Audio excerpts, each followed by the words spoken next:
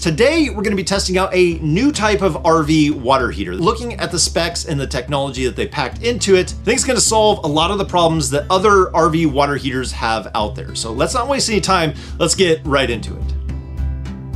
Fogatti InstaShower Ultra. And one of the things that should make this different than a lot of the other tankless water heaters that are out there is that it has a mixing reservoir in there, which should make the water temperatures way more consistent across the board. And it's that hybrid function of being a tankless water heater with a very small mixing tank that makes that possible. But it's also expected to be impressive on its BTU performance, so you should be able to use multiple fixtures at the same time. So if we spin it around, you can see the specs on the back, so that way we can get an overview of what to expect from this unit.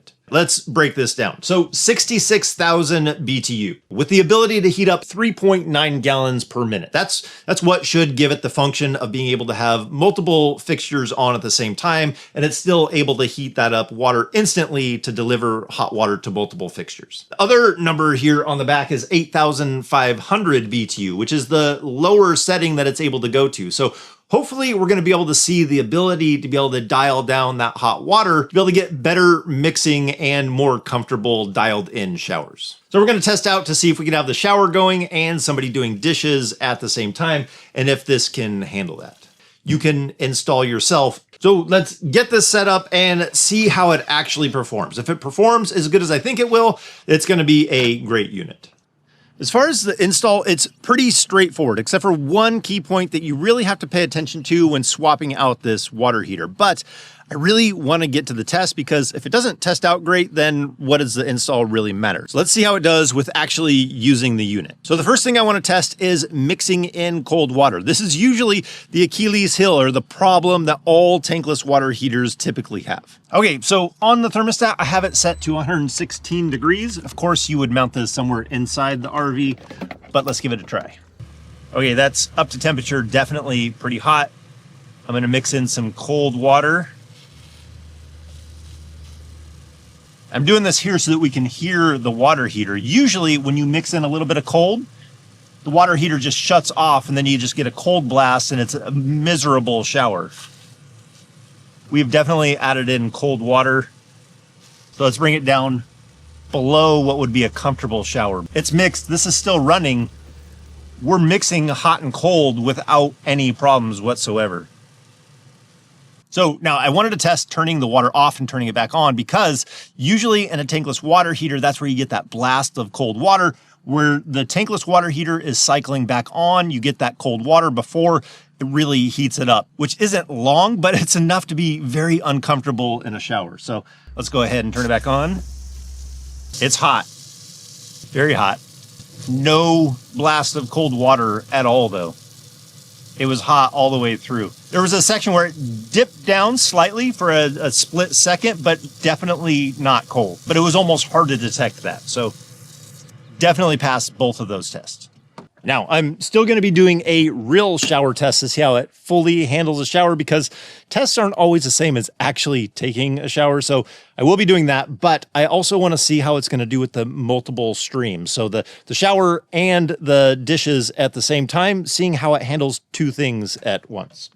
So to start off, I got the shower going to a comfortable temperature of what a typical shower would be.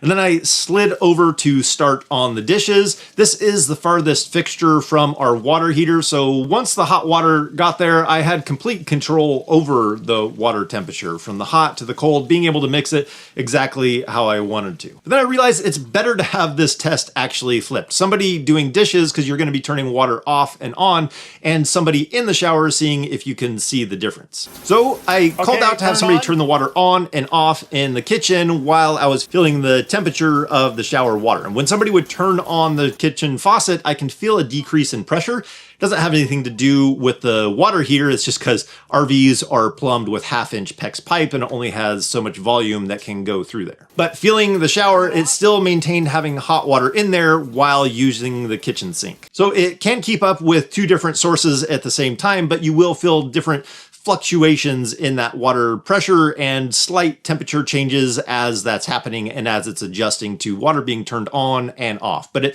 it can do both simultaneously. So now all these tests are great. I want to see how it actually performs using it for a real shower. That's going to be a key test, especially a boondocking shower, doing a true boondocking shower where you turn it off, turn it on, and see what that is like inside any cold blast or not. The second one is it's going to be raining here soon, and so they do advertise that it has a weatherproof design, a hydro shield, so that rain and wind won't affect it as it's operating. But for now, I'm going to give it the real shower test, because that's the complaint for a lot of people with tankless water heaters out there. So now the results of the shower test, and it's actually been a couple of days, so I've taken multiple showers in here with this water heater. And I can say that it solved the problems that we've had with other tankless water heaters in the past. I was able to mix the water in here using hot and cold without any problems whatsoever. The water heater never turned off by me mixing the water in here. That's the problem that a lot of other tankless water heaters have out there, is you don't have that ability. So typically what you do is you set your temperature on your thermostat, you only use hot in here, and that's how you get your hot shower. You don't really get to mix hot and cold. But with this, because it has that mixing reservoir in there, it allows us to be able to mix our hot and cold without it just shutting off. So no more having to set the thermostat before you get into the shower. You can just set it right at your faucet in the shower, which has always been the hope. The ability to be able to dial in your water just like you are on a tank water heater, but not being limited by the amount of water as you would be on a tank water heater. We've done both. It's not even close to the same, especially with us when we were full-time, having a family of 4, shower after shower after shower. There was zero recovery time. You didn't have to wait in between the showers at all. It's one of the reasons why we've enjoyed having a tankless water heater. Now, as far as the install, like I said, it was pretty straightforward. You have your cold water connection, you have your hot water connection, which both of those are standard, along with the propane is also a standard connection. Then you're just left with connecting up the thermostat and the 12 volt. The 12 volt, I couldn't use the switch for the old water heater. I just had to make sure that I had a source that went back to the 12 volt battery. So that was the only thing that I couldn't use from the old water heater. So now for me, this water heater, the Fogatti InstaShower Ultra, has 4 advantages that solve the problems that other RV water heaters have out there. Number 1, being able to mix the hot and the cold without the water heater shutting off is key in an instant hot water heater. So it responds like a normal tank water heater, but you have endless hot water. You're not limited by capacity. The second thing is that you can take that boondocking shower. You're not going to get a blast of cold water like you would on other tankless water heaters that are out there. The third one is being able to use multiple fixtures at the same time off of the one water heater. You would never try that on a tank water heater just because you wouldn't have the capacity on a normal RV tank water heater to use a shower and do dishes at the same time. It just wouldn't be possible. But the fourth one is a big one. Being able to install this yourself, and at the price point that it is, makes this a lot more achievable for other people out there. At that price point and being able to install it yourself with all the advantages packed into it, it's a great unit.